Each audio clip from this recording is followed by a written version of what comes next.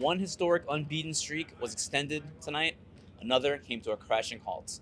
I'm Marc Raimondi from MMAfighting.com alongside Dave Doyle from MMAfighting.com. And how about this? Special guest Izabelle Kostic from Kimura.se. This is the MMAfighting.com UFC 232 post-fight show.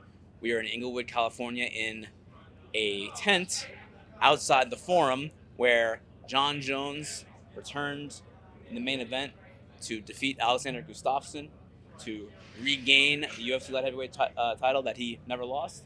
And Amanda Nunez pretty impressively knocked out Chris Cyborg in under a minute to become the first female double champion in UFC history.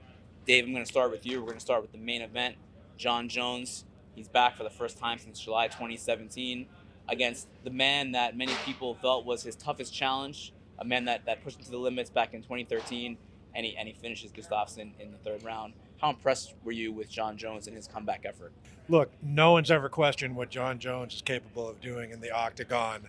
Um, that said, I was impressed that he defeated Alexander Gustafsson as handily as he did. I expected it to be another war. I expected the fact that all the ring rust would have gotten to him.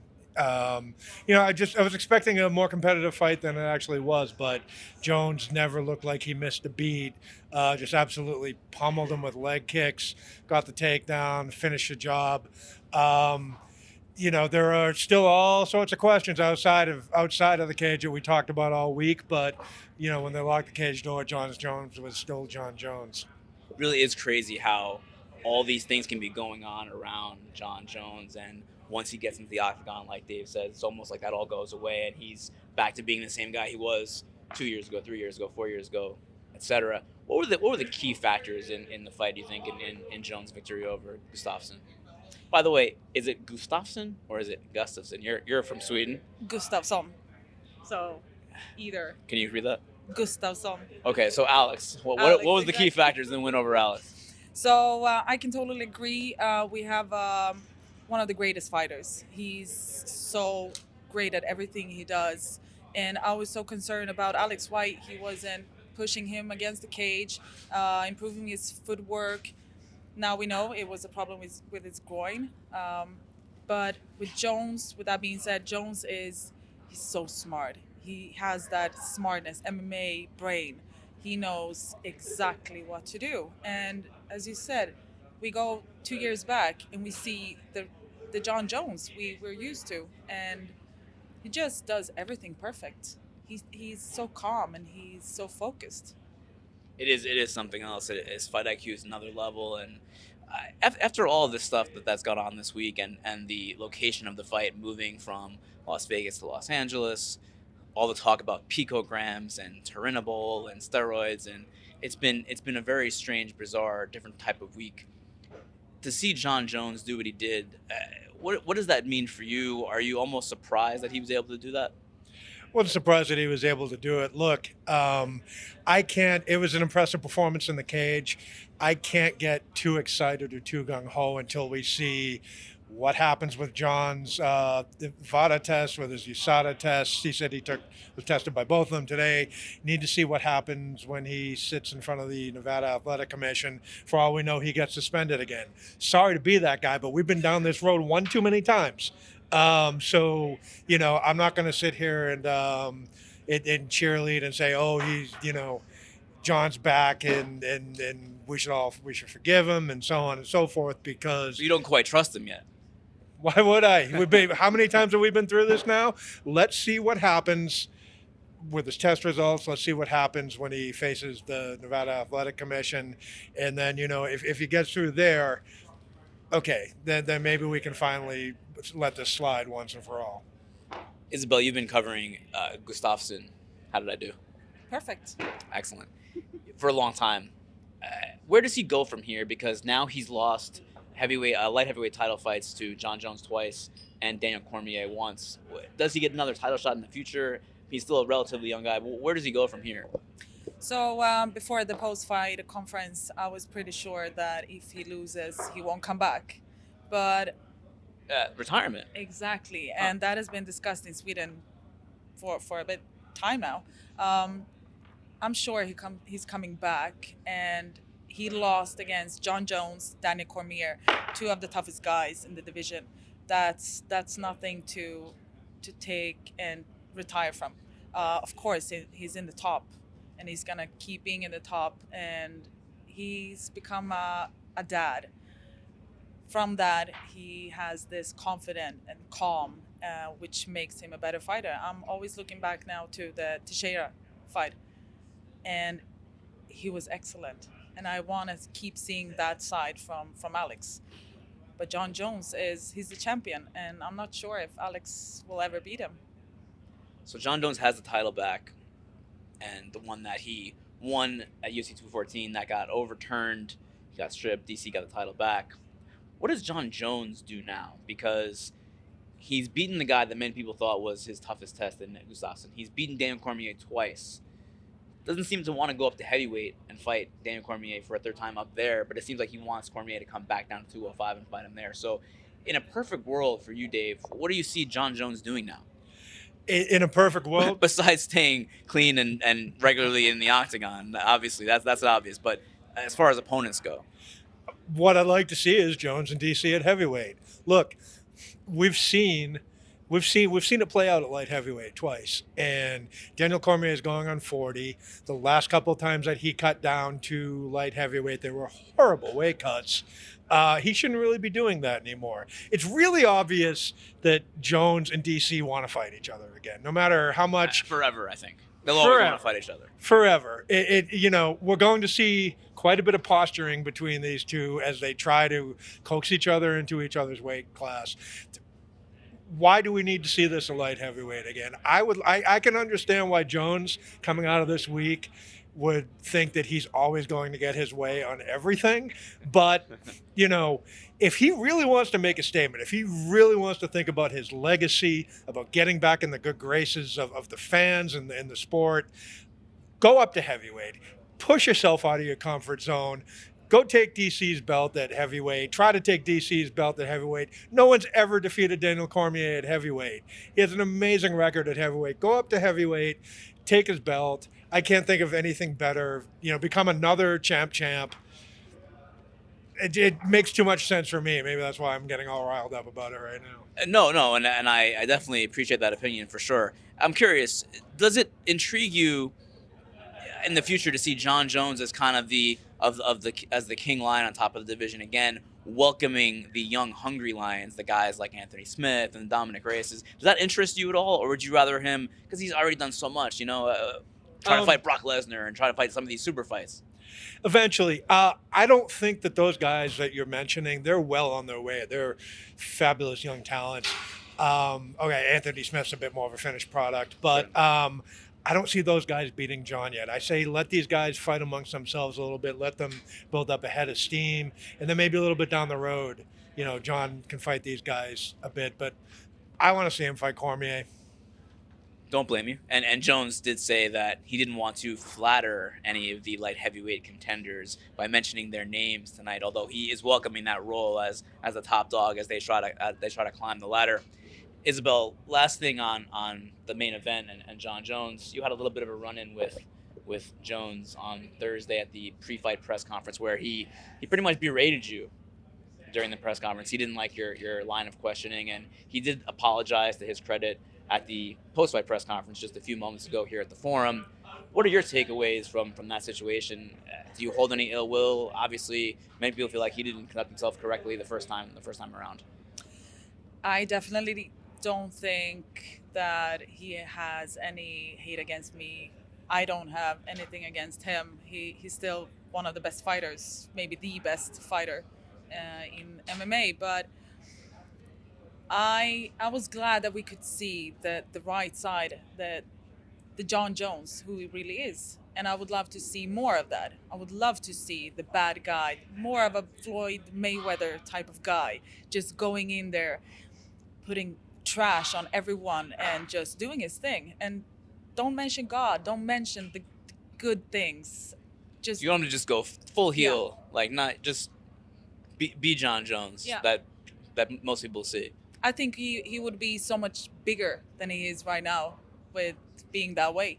because he's not the angel that he wants everyone to think that he is. He's a bad guy, and he's gonna keep doing bad things. We just need to learn how to live with it. Well, Just embrace it. he did say he wanted to be known, his legacy to be a bad motherfucker. Those the words that he used right earlier in the week. That's what he said he wants his legacy to be. So you're saying he should continue to embrace that. Full on, 100%. Just do it. He will be more loved, I think. He was being booed in the arena right now a few moments ago. No, no, no, no. He needs to be cheered at. Everyone needs to stand up when he comes in because he's the champ. And he's a champ for a reason. He's so good at what he's doing. Just do it full on.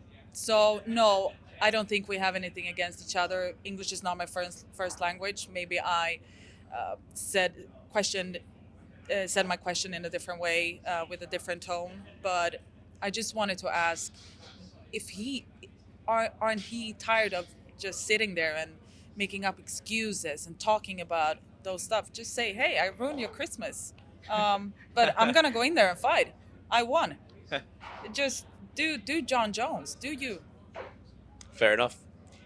Dave, we're going to move on to the co-main event now because what an incredible fight that was. An incredible win for Amanda Nunez, who, again, knocks out Chris Cyborg. No one really saw that coming outside of maybe Nunez and her team. It happened, I believe, in 51 seconds. And for that 51 seconds, it was action-packed. It was absolutely wild in there. What do you take away from this relatively major upset? I'm just going to go right to it. I think Amanda Nunez is the greatest women's fighter in the history of mixed martial arts. You look at the resume, Ronda Rousey in under a minute, Miesha Tate, 2 victories over Valentina Shevchenko, and now going into the night, certainly Cyborg was considered the women's GOAT. To go and do what she did, she basically cyborg tonight. If I played this fight out 100 different ways, and I never would have seen it going down like this. This was just an absolutely electrifying, just ear-splitting, deafening roar of the crowd like I haven't heard in a while at a UFC in fight. Cyborg country too, in Southern California, where Cyborg lives and trains. Absolutely. We saw just one of the great moments in the history of the sport tonight and what Amanda Nunez did. Going up in weight, adding yet another great champion to her to her resume. Tremendous moment, tremendous champion. I could just go sit here with superlatives all night. It was an amazing moment. So yeah, Nunez moves up. She's the bantamweight champion. She knocks out Chris Cyborg. Now she's the featherweight champion. What does she do now? What does she do? She has 2 titles. She can defend either one of them. Does she give Cyborg a rematch immediately? Where does she go from here, Izabelle? I would love to see a rematch. I'm all pro rematches, but I think that just take your time. Let the girls fight. Either you do a rematch or you wait to get another contender. I don't think that she needs to rush into anything. She's a champ. She's well deserved. Everything, just like you said, she's the best woman right now at fighting. Enjoy it, embrace it.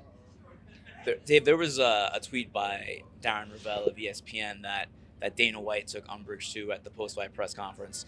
Basically, it was saying that Amanda Nunez has single-handedly destroyed the 2 biggest draws in UFC women's history. Actually, you can probably throw another one with Miesha Tate, Chris Cyborg, and Ronda Rousey. And Nunez has not had that level of marketability. How does Amanda Nunez, and maybe there is some truth to that, how does Amanda Nunez become that next level star that we've seen her excellence in the octagon? How does she achieve that level of marketability that can be a UFC champion who they can put out there? First things first, I didn't agree with much of anything that came out of Dana White's mouth this week, but his take on Darren Ravel's tweet was pretty accurate. That said, look, I think you heard it in the arena tonight. I think you had this was the star-making moment, should be the star-making moment. Amanda Nunez should have had star-making moments before. I put this almost entirely on the UFC for dropping the ball. She was absolutely invisible in the run-up to her win over Ronda Rousey. That was promotional malpractice, to quote one of our friends there.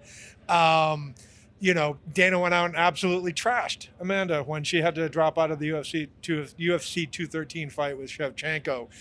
They've completely dropped the ball. This is like a reset button tonight in front of a huge audience tonight. Such an impressive performance. Yeah, superstar reaction from the crowd. You know, do your job, Jana. Get it. Do this right. You have a star in the making. It's on the UFC at this point. It was a very short fight. I just want to ask you this real quick, Dave. What what went well and what went wrong on either side as far as Nunez and Cyborg? It was under a minute long, but Nunez knocked out Cyborg. She landed some huge punches. She walked through some big punches. Surprising for sure, but was there anything that Cyborg could have done better in that very short amount of time? I mean, look, she shook it off. She shook off those first couple of just waves from Nunez. It's not like she buckled instantly. It's easy to sit here and second guess. Maybe she should have tried to back off, circle away, but It was just a slugfest, like from the jump. It was just crazy. in those slugfests, I mean, when have they ever not worked for Cyborg? So, Good point. I mean, it just that's a hard thing. That I really don't want to second guess Cyborg there because I wasn't the one in there being absolutely pummeled. But I think, she did what she usually does that's worked, and it just didn't work that time, and it happens in this sport sometimes. Worth noting, Cyborg gets knocked out in under a minute. Still comes to the press conference with pillow over her head, which is a little bit of a shot at her longtime rival Ronda Rousey, who did that at the LAX, the Los Angeles airport, after losing to Holly Holm coming back from Australia. Wanted to ask you, Izabelle, about Chris Cyborg, because obviously she lost tonight and she's no longer the UFC Women's Featherweight Champion. She only has one fight left on her contract with the UFC, so it'll be very interesting to see how that plays out if they do the rematch. But what is her legacy now after this fight? She hadn't lost from 2005 until now. She was the most dominant women's fighter ever until tonight. Where does this leave her legacy? I don't think that she should be ashamed at all about this loss. It's Amanda Nunez we're talking about, and Chris Cyborg is Chris Cyborg still, and she will always be Chris Cyborg, and she will have Cyborg Nation behind her, and she's loved so many people out there. She's still a great fighter. She had a bad day at work, as she said. I don't think that this will affect her legacy too much. But of course, it's going to make her more hungry. She's going to come back. She's going to keep fighting harder and harder and training harder. I'm looking forward to this era that is coming. We're going to have Amanda Nunez. We're going to have Chris Cyborg. I'm so happy that we have these two amazing women out there fighting and being the stars in this division. Hopefully, UFC keeps her, but you never know. Cyborg's legacy needs to move on. Maybe Bellator is interested. I'm not sure, but it's more to come. Yep. Yeah. Should be interesting. We'll move on now to some of the other main card fights. Michael Chiesa gets a big submission win in the second round against Carlos Condit. Gets him moving up to 170. Did not look like a guy who used to fight at 155. Is that not right, Dave? Tell you what, man, boy, did he look great tonight. He looked fantastic. Almost a one-armed Kimura of Carlos Condit. That's a pretty tall order. It certainly is. And you know what? I hope that fighters out there who cut drastic amounts of weight and don't always have their best performances, look at guys like Michael Chiesa. Look at what Thiago Santos is doing up at light heavyweight now. Look at Robert Whittaker, who used to cut down to welterweight. Look at Kelvin Gastelum. The list is just growing by the month. Come on, go up in weight. Don't drain yourself. Look at what a guy like Chiesa, the way he can just step in and look like he looked like he's belonged at welterweight all along. Yeah, and Chiesa said that he felt like he was the more cerebral fighter. And that's something that I've heard a few people say, guys like Dan Hooker and Anthony Smith, that it isn't just a physical thing. It's when you actually dehydrate from your brain, you can't think as much in the cage. And that's like one of the, I'd never heard that before those guys started talking about it, but it's very interesting to note. Izabelle, Carlos Condit has lost now 5 in a row. He has talked about retirement before. He was almost in a state of retirement, semi-retirement before his last fight. Is it time for the natural born killer, who obviously a fan favorite, to hang up the gloves? After today, no, I don't think so. We still had BJ Penn lost. What is it? He won six in a row. He's lost. Yeah, BJ Penn. 1 out of 10 fights he won, and he's still fighting. And no, I don't think Condit should, but maybe see him in Bellator in some other on another scene. But hey, it was a great fight. Super impressive. Chiesa, wow, what a performance. But yeah. Absolutely. Light heavyweight title, somewhat of a contender fight between Ilir Latifi, Corey Anderson. Anderson wins by decision. Fairly solid performance by Anderson. Where does he go from here? He was very vocal after the fight. I would recommend watching his scrum. He's very upset at the rankings and the UFC, and for John Jones for apparently he got kicked out of his PI UFC PI appointment because John Jones was coming in. They were like, Corey Anderson, hit the bricks. John Jones is coming in. Where is he at in this 205? We talked about John Jones and Cormier at 205 and guys like Anthony Smith. Is he in that mix, you think? He's in the mix. It was an impressive win. It was a solid performance. I liked his call out of Anthony Smith. I don't know if Anthony Smith, I think Anthony Smith's got his eyes on being, a title fight or maybe one off at the most. I don't really know who's the best fit for him at this point. Like do you match him up with someone like Dominic Reyes? I don't know. It's a tough spot because there are the mere fact that I'm stumbling over this tells me there's like no real obvious next matchup for him. But just keep plugging away and hope that something breaks for him. Yeah, maybe he faces one of the guys who are moving out from middleweight. Maybe even like a Luke Rockhold, someone like that could be a possibility. In the opener of the main card, one of the best fights, if not the best fight of the night, Chad Mendes versus Alexander Volkanovski. Volkanovski gets the finish against Mendes with just a ferocious combination in the third round. What did you make of that fight, and do you see a bright future as a contender for Volkanovski? Definitely. Impressive performance. It was a great match. Those two guys, I saw it from the start. This fight is it's going to be really good. Also the Chiesa Condit fight blew my mind. Wow, what a performance. I see a bright future for Volkanovski, definitely. Dave, we talked about Israel Adesanya this year being the guy from that part of the world breaking out. But Volkanovski has had an incredible year, and a win over Mendes like that puts him kind of on that upper echelon of featherweights in the division. Where does he, maybe not title shot next, but where is he right now? Is he maybe one fight away from title shot? He's got to be up in that region. Certainly real close. He beat a guy not just beat a guy like Chad Mendes, but the poise he showed in just shaking off. Mendes hits like a Mack truck, and the poise he showed in just shaking that off, that tells me that he can probably take anyone's shots in this division. Have to see how things play out a little bit. Like maybe he fights whoever wins Jose Aldo's next fight, but he is, those are the people that you need to be thinking of. If it's maybe not quite there for a title shot yet, but he's certainly not far. And Volkanovski said that he feels like he's a terrible matchup for Max Holloway, and he's already kind of calling for that fight. Maybe a bit premature, but gotta like the confidence. 100%, absolutely. Last thing, guys, I want to ask both of you: was there anything else on the card? There were some other interesting things: Ryan Hall versus BJ Penn, and the odd Megan Anderson toe to the eye against Kat Zingano. Anything else on the card that you wanted to kind of highlight before we wrap up here? Please, I'm going to look in the camera. I'm going to assume that BJ Penn is watching this. Please never fight again, BJ Penn. Never, wow. ever. This is getting really sad. This is getting BJ. I hate saying this. I love BJ Penn. Some of my favorite memories of watching the UFC, even as a fan before I became a reporter.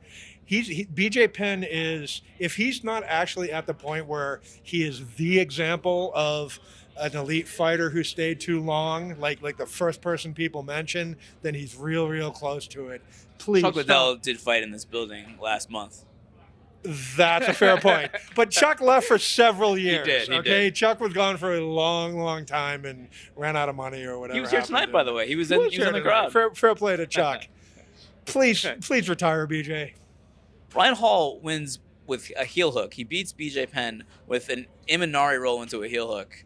That's insane. Ryan Hall is a very interesting cat. Yeah. He's a super interesting dude. And it's true. I don't think anyone wants to fight him. I don't think go back to the way Gray Maynard reacted to losing to Ryan Hall. Like, no one wants to be the next Gray Maynard, so to speak, in that situation. I don't know what you do with him yet. I think he's 3-0 in the UFC now. Maybe get him with a guy in the lower end of the top 15 in the division. But what an interesting dude. Humble guy, capable of doing damn near pulling off any submission in any position. I don't know. Give him someone interesting. Our videographer, video director Casey Leiden wants Ryan Hall to fight Conor McGregor next, but we'll see. We'll see what happens there. Izabelle, to you, anything else on this card, UFC 232 tonight, that stood out that you want to highlight before we go? So unfortunately, my countrymen didn't win, Ilir and Alex, but it was a super great venue. I was really bummed out about Katzingano. I must say that. So unfortunate. I was looking forward to that fight, and unfortunately, this is a sport. But yeah, BJ Penn. I forgot to ask you about Ilir Latifi. Have you ever seen him shirtless on a horse before? I have, and also on an elephant. That's very impressive. It is. I think we all have seen those photos online. Anyway, we're going to wrap it up from here. It's been a very eventful, interesting week here at the Forum, not Las Vegas. And please stay posted here at MMAfighting.com for all of your post-fight information. It's just about the new year, so have a happy holiday. Have a happy new year. We'll see you guys soon. For Dave, for Izabelle, I'm Mark. Thank you for hanging with us all week.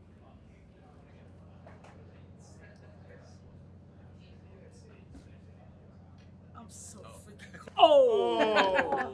Oh! Wait.